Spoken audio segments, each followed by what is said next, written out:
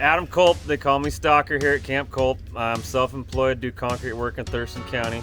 I was born with a mag in my hand, thanks to my old man. All right, my name is Nick Deemer, aka Mighty Mouse, born and raised in Washington State.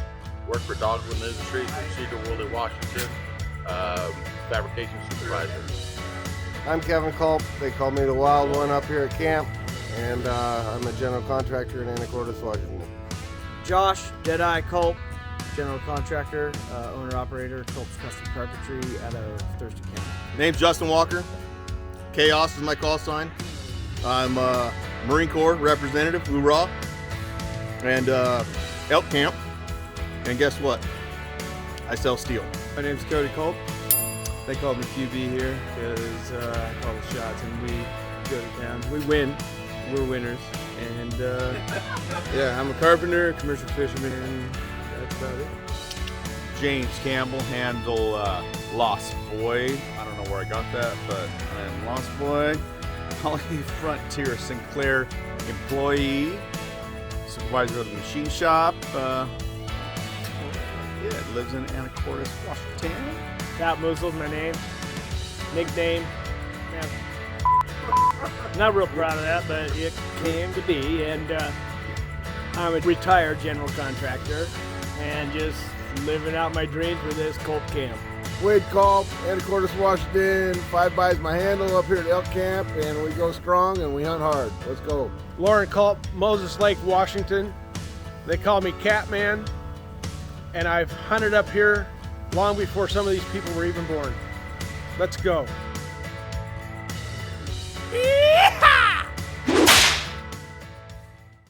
Hunting stories have been told around campfires forever. I asked everyone to briefly tell me about their most memorable hunt. Here are 5 of them. Most memorable hunt, QB story. I was hiking through the woods, right? Sneaking along, saw a glimpse of an elk in its rack, and I was like, oh, this thing's legal. I had my binoculars up on it and everything, and crept up on it, made a shot at 100 yards, first time, just free arm with the muzzle loader. We had a multi-season tag this year, right?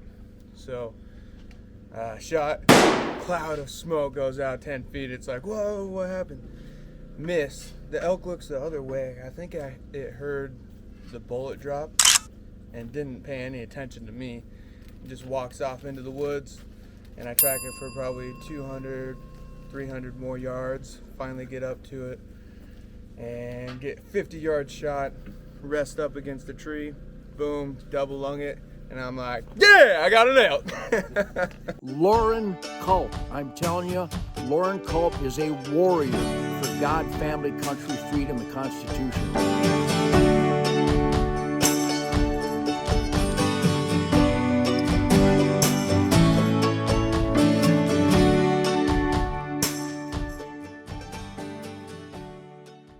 I was in Idaho hunting on horseback.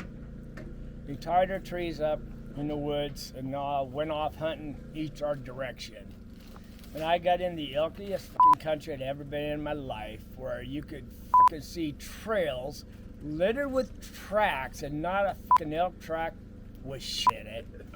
And you'd come to a rub and stick your hand as high as you can reach, and 2 foot above you can reach are fresh elk rubs.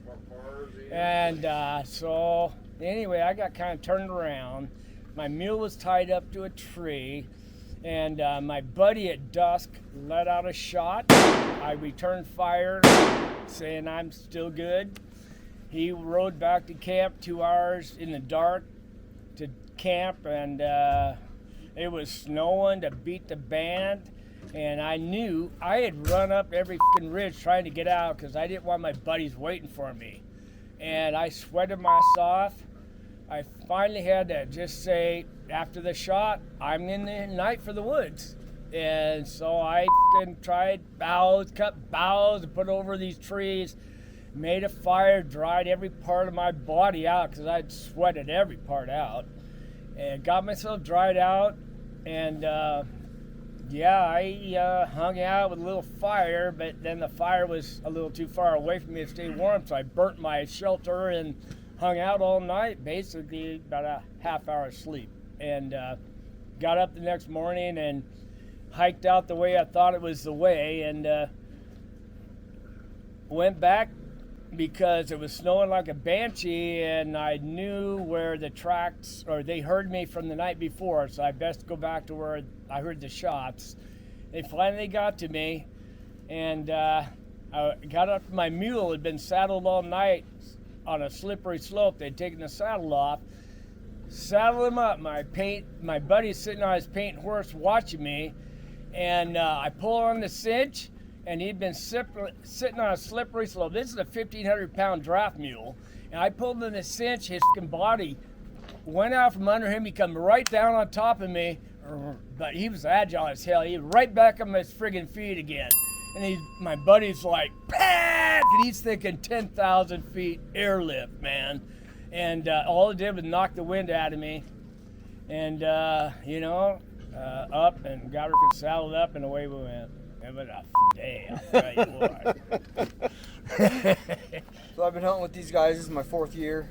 Last year, muzzleloader. I was fortunate enough to get my first bull. Me and the cousins, stalker, QB, banging around the woods. Got on elk, chased them down, and we were going up a road, and I said, "Let me out right here." I jumped out of the truck, and about 2 minutes later, they showed themselves behind some trees, and cow, calf, cow. Bull stuck his head out and let off a shot, and came over the radio, cleared, and I said, "I think I missed him," because he's looking at me. So I'm reloading, and get halfway reloaded, and he took off running about 80 yards, and we found him piled up in a little hole, and that was my first bull at CULP camp here. Anytime you're ready. So every hunt's been memorable down here, but probably one of the best ones. I took a 5x5 one year. We were hunting up on No Name Mountain. Powder Puff and QB drew cow tags that year. Powder Puff shot a nice cow. We gutted it out, got it in the back of the truck, took it back down to camp, and got it hung up and all cleaned out and skinned out and ready to go. And I grabbed my phone, my gun, told the boys I was going to go down below camp and shoot a monster elk, and they all laughed at me. Walked about, it was probably about 3/4 of a mile down below camp, set up on a stump. I was sitting there for about 5 minutes, looked at my phone. I had cell service, so I was talking to my wife. Wasn't paying too much attention, and then all of a sudden I looked up on the ridge above me, and here stood a nice 5x5, and pulled up on it and took a shot, hit it right in the chest, ran straight at me, stopped at about 75 yards, turned broadside, took another shot, double lunged it. It turned and ran right at me again to about 50 yards, turned sideways again. I put a bullet behind its ear and dropped it. Got on the radio and called up the camp and told the boys, "You better get yourselves down here. You're not going to believe this. I just shot a monster bull." And I thought I was joking with them, but I told them I was serious, and got the whole camp down there. And lo and behold, it was about, it scored about 260. Perfect 5x5, symmetrical within a 1/4 inch on every tine. And it took about 10 of us to drag it out. We had to take it out whole because it was such a beautiful animal. We didn't want to quarter it up. We wanted to bring it out whole. Well, I remember one year we went up take some horses to give them a little saddle time up around East Lake or Bake Trail. We're going along, we're kind of split up, and the guy ahead, the dumper, oh, you're gonna have to bleep that one out, but he said, "Tell him behind the last mule that crosses before you step out behind that tree." Well, we were split up, and when I come upon that tree, a big old backpacker stepped out behind the tree, and crazy. Well, so I ride upon him. He stepped out behind the tree. My horse tried to turn around the trail. We went off the side of the trail, rolled twice before I was out of the saddle, spiral brake, and the guy in the lead says, "Broken leg." Well, he thought the horse broke his leg. Well, it was me with a spiral fracture break, and I got hauled out across Baker Lake with a couple of gals from upriver, I'll say, and we barely made it across to Horseshoe Cove, but I'm still here to tell the story. Please subscribe to my channel and hit the bell to be notified when I post future videos.